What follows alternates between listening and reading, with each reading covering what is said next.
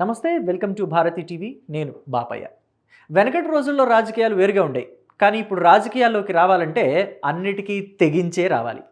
వ్యాపారాలు ఉన్నాయి అని అనుకుంటే రాజకీయాల్లోకి రాకూడదేమో అనిపిస్తుంది. ఎందుకంటే ప్రత్యర్థి పార్టీల వాళ్ళు మన వ్యాపారాలని కూడా టార్గెట్ చేస్తారు. ఇప్పుడు హెరిటేజ్ అదే ఎదుర్కొంటుంది.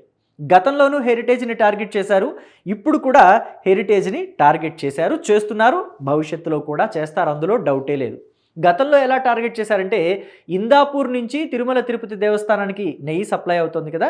సో అసలు ఇందాపూర్కి నెయ్యిని సప్లై చేస్తుందే హెరిటేజ్ నుంచి. సో డైరెక్ట్గా కాకుండా ఇందాపూర్ని అడ్డం పెట్టుకుని నెయ్యిని టీటీడీకి సప్లై చేస్తున్నారు హెరిటేజ్ వాళ్ళు అని చెప్పేసి కూడా మాట్లాడారు. అలాగే ఇందాపూర్కి హెరిటేజ్కి ఏవో సంబంధాలు ఉన్నాయి అని చెప్పేసి కూడా కొన్ని అభాండాలు వేశారు, కొన్ని ఎలిగేషన్స్ చేశారు. అవి ఏవి కూడా ప్రూవ్ చేయలేకపోయారు. అయితే ఇప్పుడు తాజాగా మరో ఎలిగేషన్ తోటి ముందుకొచ్చారు, మరో ఫేక్ ప్రచారంతో ముందుకొచ్చారు.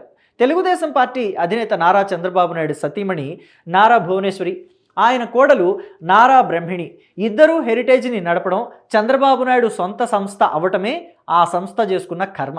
అందుకని ఆ సంస్థ మీద ఎప్పటికప్పుడు దాడి చెయ్యాలనే చూస్తుంటారు. అయితే ఈసారి దాడిలో ఏకంగా తిరుమల శ్రీ వెంకటేశ్వర స్వామిని కూడా కలిపారు.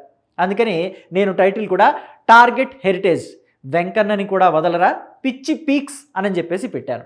టైటిల్ ఎలా ఉంది ఏంటి అనేది వీడియో ఎండ్ వరకు చూసి మీరు కూడా కమెంట్ చేయండి.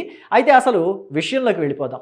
హెరిటేజ్ని ఈసారి ఎలా టార్గెట్ చేశారనేది మీకు చూపిస్తే మీరు కూడా ఆశ్చర్యపోతారు. ఇదిగోండి ఈ వీడియో చూడండి. హెరిటేజ్కి సంబంధించిన లోగోని పెట్టి లడ్డూ ప్రసాదం అని చెప్పేసి ఒక ఐస్ క్రీమ్ని తయారు చేశారు. ఈ పేరుతోటి లడ్డూ ప్రసాదం అనే పేరుతోటి హెరిటేజ్ సంస్థ లోగోని ఉపయోగించి తయారు చేశారు. ఆ వ్రాప్ చుట్టేసి కోన్ ఐస్ క్రీమ్కి ఇది హెరిటేజ్ వాళ్ళు అమ్ముతుంది అని చెప్పేసి చూపించారు. పైగా ఏమని ప్రచారం చేస్తున్నారంటే జగనన్న కనెక్ట్స్ అని చెప్పేసి ఒక ట్విట్టర్ హ్యాండిల్ ఉంది, దాని నుంచే నేను చూపించిన వీడియో కూడా వచ్చింది. దీన్ని డౌన్లోడ్ చేసి నేను ఇక్కడ మీకు ప్లే చేసి చూపిస్తున్నాను.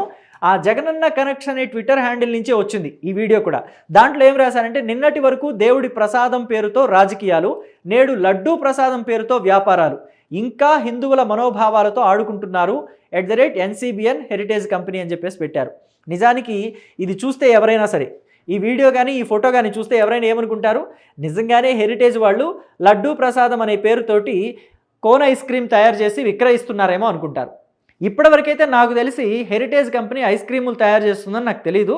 ఐస్ క్రీములు తయారు చేసే రంగంలోకి ఆ కంపెనీ దిగిందని నాకు తెలియదు. ఒకవేళ మీకేమన్నా తెలుసుంటే కనుక దయచేసి కమెంట్ బాక్స్లో పెట్టండి.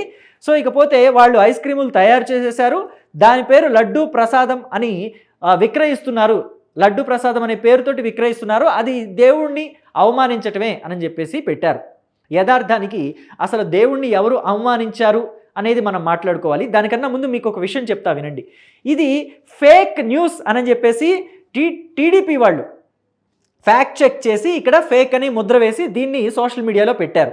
అయితే ఇది ఫేక్ అని చెప్పేసి వాళ్ళు ఫ్యాక్ట్ చెక్ చేసి మరి దీని మీద ముద్ర వేయక్కర్లేదు. ఈ లోగో చూస్తేనే అర్థమైపోతుంది. ఇది తయారు చేసి ఈ వీడియో తయారు చేసిన వాళ్ళు, ఈ లోగో తయారు చేసిన వాళ్ళు ఎవరో కానీ అక్కడే అడ్డంగా దొరికిపోయారు. ఇది చూడండి, లడ్డూ ప్రసాదం స్పెల్లింగ్ ఏం రాశారు, LADDOO, లడ్డూ PRASHADAM అని రాశారు. లడ్డు ప్రసాదం స్పెల్లింగ్ ఏంటి, PRASADAM అని రాస్తాం మనం అందరం కూడా, కానీ ప్రసాదం అని రాశారు ఇక్కడ ఎవరో కానీ. మరి ఆ ప్రసాదం చంద్రబాబు నాయుడు అని పలికేది ఎవరో మీకు తెలుసు అనుకుంటా. సో మీకు తెలిస్తే దాన్ని కమెంట్ బాక్స్లో చెప్పండి. ఎవరు తయారు చేసి ఉంటారు ఈ ఫేక్ లోగోని, ఎవరు ఈ ఫేక్ ప్రచారానికి తెరలేపి ఉంటారు అని మీరు అనుకుంటున్నారో మీ అభిప్రాయాన్ని కమెంట్ బాక్స్లో పెట్టండి. సో ఇకపోతే అసలు దేవుణ్ణి అవమానించింది ఎవరు, ఎవరి హయాంలో తిరుమల శ్రీ వెంకటేశ్వర స్వామికి అవమానం జరిగింది అనేది మనం మాట్లాడుకుంటే కనుక వైఎస్ఆర్ కాంగ్రెస్ పార్టీ హయాంలో ఇది జరిగింది అని అందరికీ తెలిసిందే. 2019 నుంచి 2024 మధ్య వీళ్ళు బోలే బాబా అనే ఒక దిక్కుమాలిన కంపెనీని టీటీడీలోకి అటాచ్ చేసి వాళ్ళ నుంచి నెయ్యి సప్లై చేయించి తిరుమల లడ్డూ ప్రసాదాల్ని తయారు చేశారు. అసలు తిరుమల లడ్డూ ప్రసాదాల్ని నెయ్యితో, ఎలాంటి నెయ్యితో తయారు చేస్తారు, స్వచ్ఛమైన ఆవు నెయ్యితో తయారు చేస్తారు. ఎందుకంటే వెంకన్నకి ఆ లడ్డూ ప్రసాదం అంటే మహా ఇష్టం వెంకటేశ్వర స్వామికి, కాబట్టి స్వచ్ఛమైన ఆవు నెయ్యితోటి, ఏమాత్రం కల్తీ లేని ఆవు నెయ్యితోటి తయారు చేస్తారు. కానీ ఈ బోలేబాబా, దిక్కుమాలిన బోలేబాబా కంపెనీ దేంతో తయారు చేసింది, చుక్క పాలు లేవు, చుక్క వెన్నపూస లేదు, కానీ టన్నుల కొద్దీ కిలోల కొద్దీ నెయ్యిని తీసుకొచ్చేసింది. దాని పేరు సింథటిక్ నెయ్యి. ఎందుకంటే అసలు పాలు లేవు, వెన్నపూస లేదు, నెయ్యి మాత్రం వచ్చేసిందంటే ఎక్కడి నుంచి వస్తుంది? ప్లాస్టిక్ రైస్ వచ్చింది చూసారా గతంలో చైనా నుంచి, అలా వచ్చిందనమాట ఈ సింథటిక్ నెయ్యి. సో ఈ సింథటిక్ నెయ్యితోటే గంగాళాల కొద్దీ లడ్డూలు తయారు చేసి స్వామివారికి ప్రతిరోజు నివేదన చేసి వాటిని భక్తులకి పంచిపెట్టారు. అంటే మొత్తం అందరినీ పిచ్చివాళ్ళని చేసేసింది వైసీపీ. అయితే జగన్మోహన్ రెడ్డి ఎప్పుడూ కూడా దాని గురించి ప్రస్తావించరు. మేము అసలు జంతువుల కొవ్వు లేని లడ్డూల్ని తయారు చేసి స్వామివారికి ఇచ్చాం, జంతువుల కొవ్వు కలిసింది అని చెప్పి చంద్రబాబు మాట్లాడుతున్నారని చెప్పేసి ఎప్పుడు మాట్లాడతారు. కానీ అసలు అది నెయ్యే కాదు, అది సింథటిక్ నెయ్యి అని చెప్పేసి జగన్మోహన్ రెడ్డి ఎప్పుడూ మాట్లాడరు. సిబిఐ సిట్ కామన్ దర్యాప్తులో ఇచ్చిన ఛార్జ్ షీట్ గురించి జగన్మోహన్ రెడ్డి ఎప్పుడూ ప్రస్తావించరు. అసలు మేము సప్లై చేసిన లడ్డూల్లో, మేము తయారు చేయించిన లడ్డూల్లో, మా హయాంలో తయారైన లడ్డూల్లో జంతువుల కొవ్వు కలవనే లేదు, కానీ చంద్రబాబు నాయుడు కలిసింది అని అంటాడు అని చెప్పేసి ఆయన చెప్తారు. నిజానికి జంతువుల కొవ్వు కలిసిందా లేదా అని చెప్పేసి ఎన్డీడీబీ రిపోర్ట్ ఇచ్చిన దాన్ని బట్టి మనకు అర్థమైపోతుంది కదా. నేషనల్ డైరీ డెవలప్మెంట్ బోర్డు అంటే నారా డైరీ డెవలప్మెంట్ బోర్డు కాదు, చంద్రబాబు నాయుడు చెప్పినట్టుగా అది రిపోర్ట్ ఇవ్వడానికి. So national dairy development board ఇచ్చిన దాంట్లోనే జంతువుల కొవ్వు కలిసింది అని చెప్పేసి రిపోర్ట్ ఇచ్చింది. జగన్మోహన్ రెడ్డి టైంలో సప్లై చేసిన నెయ్యిలో జంతువుల కొవ్వు కలిసింది అని ఇచ్చింది. కానీ వాళ్ళంతా మొండిగా వాదిస్తూ ఉంటారు, అస్సలు జంతువుల కొవ్వు కలవలేదని చెప్తూ ఉంటారు.